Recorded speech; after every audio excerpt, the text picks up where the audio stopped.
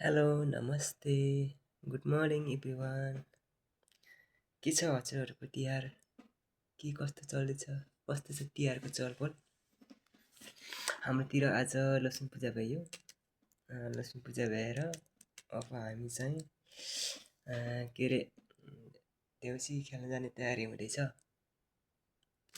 आज आज रातभरि देउसी खेलेर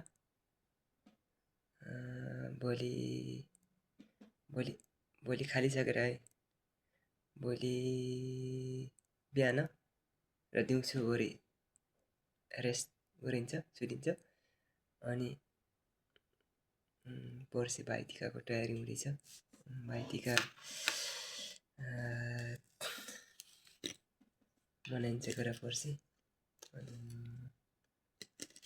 मैले चाहिँ योचोटि कस्तो भन्दा मैले यस्तो भाइटिका यस्तो लाउने विचार गरेको छु। यस्तो यहाँबाट यस्तो यहाँसम्म झारेर फेरि माथि त्योबाट यस्तो गरेर यहाँ गएर यहाँ यहाँ यहाँ यहाँ यहाँ यहाँ यहाँ अनि यस्तो गरेर यस्तो यहाँ जोड्ने भनेको छु मैले। यस्तो यहाँबाट फेरि थोरै यति झार्नुपर्छ कि यत्तिको झारेपछि राम्रो देखिन्छ होला न। मैले चाहिँ यस्तो लाने विचार गरेको छु। तपाईँहरूले कस्तो लाउने विचार गर्नुपर्छ? यस्तो तपाईँहरूले यस्तै लाउनु होला।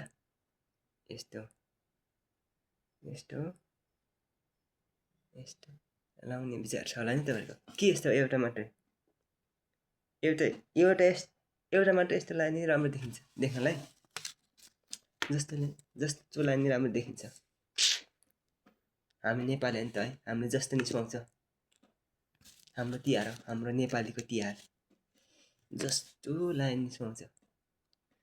तर चाहिँ तिहार हो भनेर तिहारको अवसर पारेर रक्सी चाहिँ धेरै नखानु होला कसैले नि। लिमिटले खाने रक्सी भनेको। जस्तो तिहारको रक्सी चाहिँ भुम पूजा आउन्जेलसम्म गराउनुपर्छ कि थोरै खाने तर डेली खाने बरु एकदम थोरै लिमिटले। थोरै खायो भने एकदम स्वास्थ्यले नि राम्रो हुन्छ। यस्तो गर्नुपर्छ ल।